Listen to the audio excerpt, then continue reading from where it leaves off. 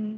So, good day. We are Group 7 and this is our system. So, basically, yung PASI enrollment system po is our design or digital platform na pwedeng na ina-allow yung students to view their enrollment details, billing information, and class schedules. And parang ano lang din siya, katulad ng enrollment process. Pero kasi 'di ba yung enrollment process sa PASI is may manual and meron ding online. So, proceed tayo sa enrollment na i-introduce ni Intacto. Hello, I'm Jasper Ivan Intacto. At para sa part naman ng enrollment, so input lang natin ito is entry. At after nun is mamimili si user ng kanyang course or program na kanya i-take. Dito naman is kung anong year na. Dito basic information naman tayo. So name.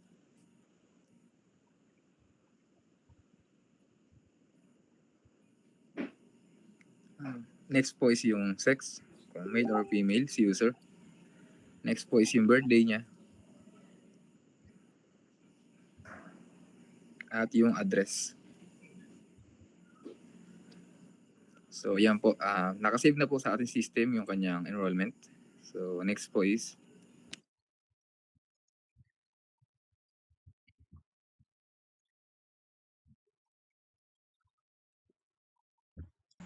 Good day po, I am Jasper Clark C. De Lara. Sa view enrollees naman po tayo. Dito po sa view enrollees, pag tinay po yung 1, lalabas po yung basic information po ulit ng student. And yung status na kung waiting for response po ba siya. And input number 2 naman po. Dito po i-enter po ulit yung full name ng student natin na gustong i-accept. Ayan po, may lalabas na dalawang choice, 1 or 2. Yung 1 po is accept.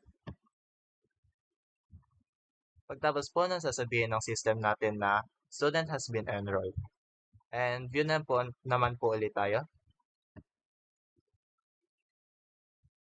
Sa view po, makikita po natin dyan yung status ng bata, kung enrolled po ba siya, at yung student ID nila. Yun lang po.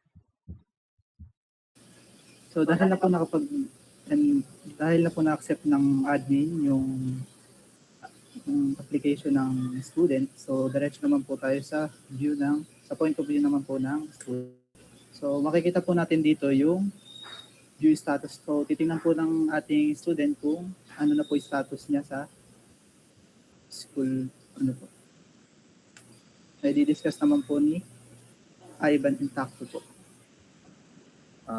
So yun po, dito tayo sa view status. So input po natin C4. At yun po, itatype lang po natin dito yung name na kung saan is yung nakarecord na po kaninang enrollment.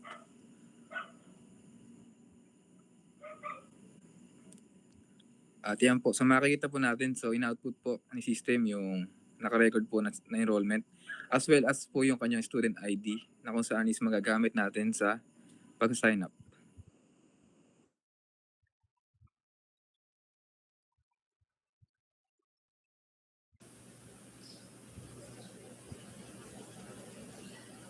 So sa sign up naman po, dahil nga po meron na po tayong naka-enroll na student at nakita na rin po natin yung student ID, pwede na po tayong gumawa ng account.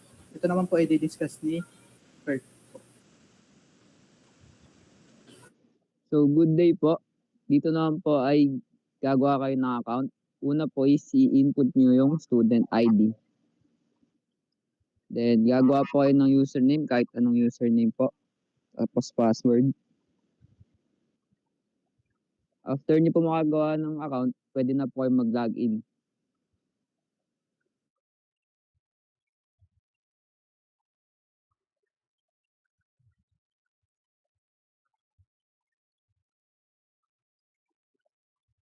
So dahil po nakagawa na po tayo ng account at meron na rin, nakapag-login na rin po tayo, so diretso naman po tayo sa view billing select section, view schedule at view profile na i-discuss naman po ni Raisalite Torres.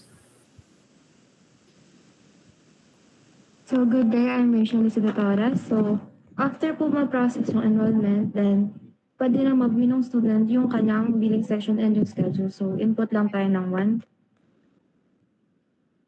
So basically sa billing section po is dito pinapakita yung mga fees, payment details, and kung ano yung mga balance pa na kailangan bayaran ng student.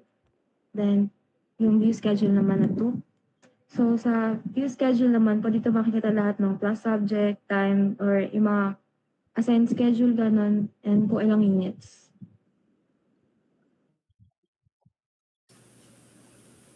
So sa view profile naman po, yun po. So dito lang po makikita lang naman po natin yung basic information na sarili ng student. At press 1 to go back po.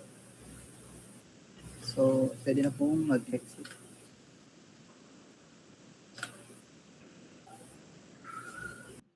So basically yung system daw po namin is designed to make the enrollment process more smooth and efficient and organized din. So yung system namin, ini-ensure din niya na both enrollment experience for student and the admin would be efficient and smooth. And that ends our discussion po sa aming output ng pinaka-system. Then magpuproceed naman tayo sa code na i-discuss ni Rafael Balmosina.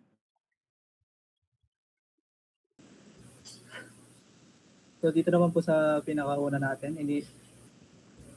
tinype ko lang po lahat tinype lang po namin yung mga variables na pwede namin magamit doon sa may loob ng system. So ito po ay course count lang po yan. So nag-aano po siya ng 4 na courses at 4 na year po. So rejected, yung account, kung ilang account, student, info, and so on po. So diretso na po tayo dito sa mismong system. So main UI po, so ito po siya. Ayan. Ito po.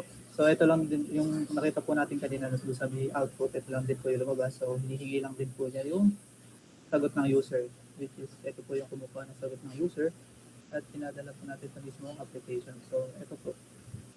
So kung 1 po yung sagot niya, dadiretso po siya dito sa student UI.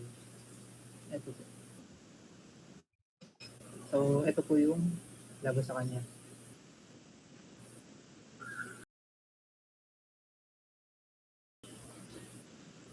So, ang pinakauna kong kukunin po ng is yung ito po, yung get course at yung year level para po matest kung hindi po naglilimit yung pag-enroll ng mga estudyante. So, pagkatapos po nun, diretso naman po tayo sa pagkukuha ng mga information ng user. So, balik po tayo sa student interface. So, ito po siya. Yung first name, last name, middle name, sex at birthday. Day, year, at address po.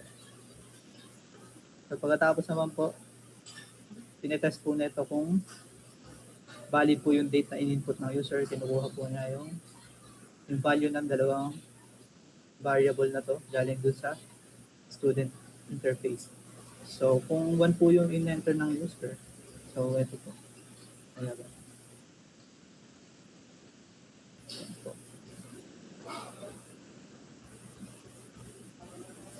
So, dito naman po, ito po yung mag-print ng mga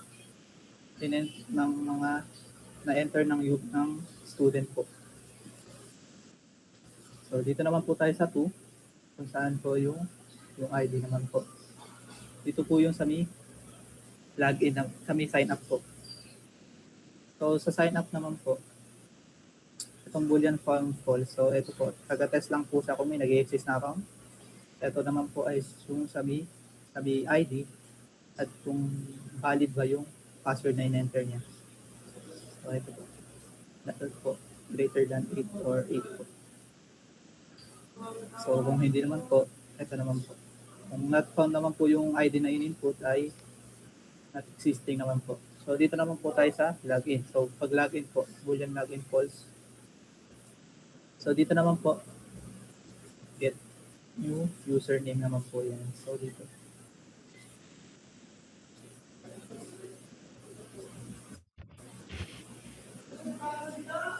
Ito naman po. Diyan po.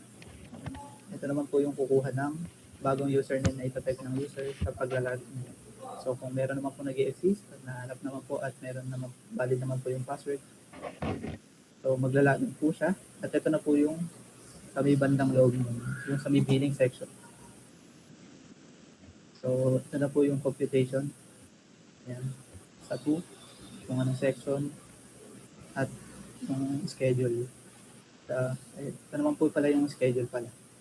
Schedule at yung billing po. So 4, exit lang naman po. So pang enter username is not existing. So 4 naman po. Ito naman po yung i-view lang yung status ng user. So yun po.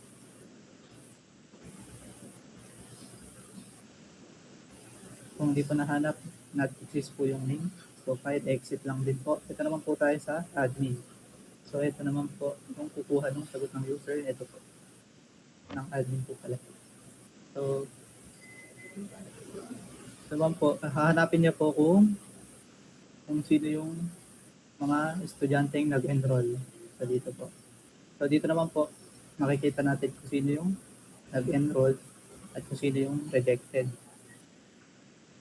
So dito naman po, kung tinignan po nila yung accept students naman po, kung hindi, ito pong count R na po na to ay nagsisimbolize po siya sa mga estudyanteng nag-enroll. So kung wala naman pong nag-enroll at wala pong waiting po sa admin approval, wala pong lalabas.